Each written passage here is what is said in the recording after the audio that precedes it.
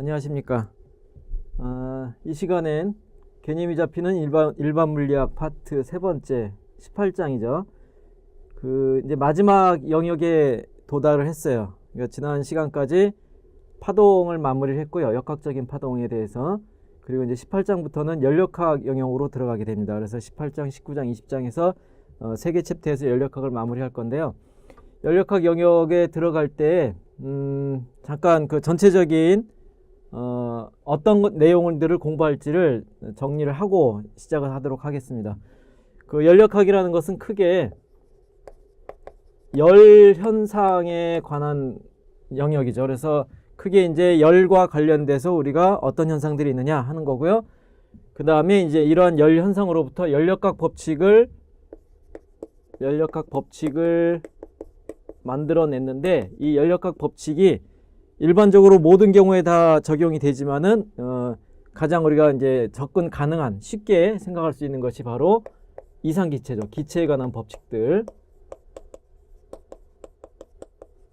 이렇게 세 가지 영역으로 나뉘어져 있다. 그렇게 보시면 돼요. 그럼 이제 열 현상은 뭐냐? 말 그대로 열과 관련된 현상인데, 열이 뭐냐? 사실 열은 굉장히 좀 어려워요. 그래서 다루기가 어렵고, 그래서 사실 열을 직접적으로 얘기하는 것보다는 열과 관련된 온도가 뭐냐 하는 건데, 온도도 좀 어려워요. 그래서 일단은 열과 온도가 있다. 우리가 그냥 경험적으로 알고 있는 그런 대상으로서 열과 온도를 정의를 하고요. 그 다음에 이제 그러면 이제 열 현상은 뭐냐? 쉽게 말하면 열을 가열했을 때 무슨 일이 일어나느냐? 그걸 보자 이거예요. 열을 가열하면은 첫 번째로 일반적인 모든 상황에서 온도가 변하죠. 온도 변화가 일어난다. 이러한 온도 변화를 우리가 이제 온도계 같은 것을 개념을 적용해서 온도 변화를 측정했다. 그러면 얼마나 많이 올라가느냐, 또는 온도 변화를 일으키기 위해서 열이 얼마나 더 많이 가해져야 되느냐, 그런 개념. 그래서 여기서 이제 비열, 열 용량, 그런 용어들이 나오죠. 비열과 열 용량 같은 그런 개념이 나오고요. 근데 이제 열을 가했을 때 온도만 변하는 게 아니라, 그러니까 온도가 변하는 경우가 대부분인데 온도가 안 변할 때도 있어요. 그러면 온도는 안 변하는데 열은 계속 들어가죠. 그런 경우에는 상태가 변하죠. 상변화. 그래서 상변화는 뭐 고체, 액체, 기체가 서로 왔다 갔다 하는 것, 그런 상황에 대해서, 그러니까 상변화에 대해서는 잠열을 정의를 해요. 수문열. 자, 근데 이것하고 별개로 또 항상 별개로 일어나는 현상이 뭐가 있냐면은, 열을 가하면 대부분의 그러니까 대부분이 아니라 사실 모든 물체인데, 그 0도씨에서 4도씨의 물을 뺀 나머지 모든 물체는 다 열을 가하면은 팽창이 일어나죠. 열팽창 늘어나요. 그래서 열팽창은 고체, 딱딱한 고체의 경우에는 특정 방향으로 잘 늘어나기 때문에 선팽창을 생각할 수 있고요. 그 외에 일반적으로는 부피가 늘어나는 부피팽창, 그죠? 액체, 고체, 기체를 다 포함해서. 근데 이제 면적 팽창은 사실은 빼요. 면적이라는 건 수학적인 개념이어서 실제는 부피가 있기 때문에. 그래서 선 아니면 부피. 그래서 일단은 열 현상이라는 건 결국 뭐냐면, 가열했을 때 무슨 일이 일어나느냐, 이거는 여러분들이 경험적으로 알고 있는 거잖아요. 그런 것들을 조금 더 수치적으로 관찰을 모아서 하나의 규칙을 만들어 보자 하는 겁니다.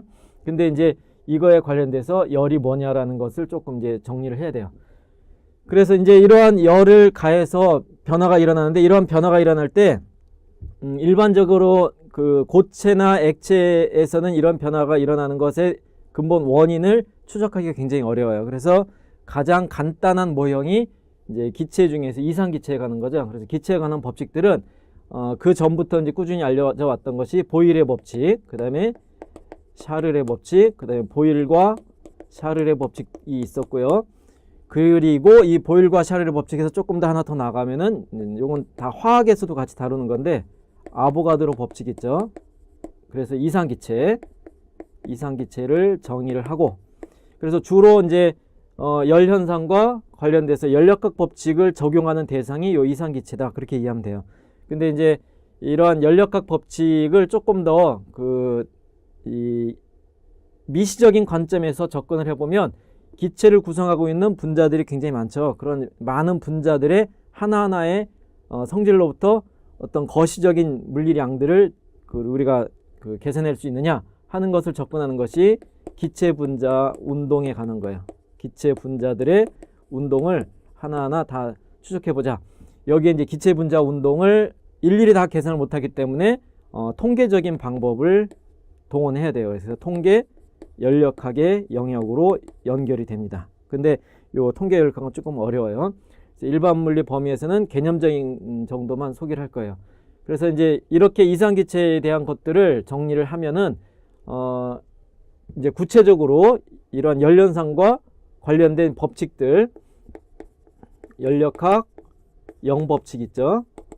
이것은 열평에 관한 것, 열평형 온도 그것에 관한 것이고, 연력학 1법칙 있죠. 이것은 에너지에 관한 거예요. 에너지 보존. 그래서 이제 연력학 1법칙에서는 기체가 하는 일과 열과 내부 에너지 이런 것들에 대한 정의를 하고, 이 에너지들 사이의 관계를 연력학 1법칙으로 정리를 하죠. 그 다음에 이런 연력학 1법칙이 성립이 되는데도 불구하고 일어나지 않는 일들이 있어요. 그게 이제 연력학 2법칙, 방향성에 관한 것이고, 연력학 2법칙에서는 엔트로피를 정의해서 엔트로피로부터 이런 비가역 현상, 가역 현상 그런 것들에 대한 차이점을 설명할 수가 있어요. 그리고 이제 이 엔트로피가 사실은 그냥 연력학이라고 했을 때는 통계적인 개념이 없이, 연력학이라고 그러면 거시적인 거거든요.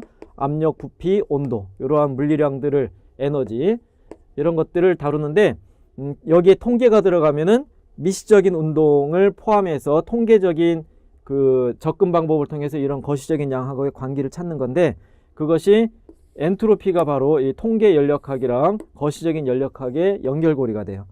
알겠죠? 그래서 이렇게 생각하면 굉장히 간단한 열현상, 기체, 그 다음에 연력학 법칙들이 되는데, 물론 이제 연력학 법칙은 기체에만 적용이 되는 게 아니라 모든 그 우주 현상에 다 적용이 가능해요. 예, 그렇게 되는데 실제 계산은 거의 다 기체에 대해서 계산이 나온다 하는 것, 그 정도로 보시면 되고요. 그래서 사실은 굉장히 여러 가지가 막 튀어나와요. 근데 다 특히 열현상 같은 경우에는 유도하는 게 아니라 다 실험적으로 해보니까 이렇게 되더라 하는 얘기가 굉장히 많아요. 그래서 그때그때 현상을 잘 이해를 하고 필요한 공식들, 관련된 결과식들을 잘 기억을 하면 됩니다. 그래서 사실은 문제가 그렇게 어렵지 않아요. 전체 내용이 굉장히 변수가 많기 때문에.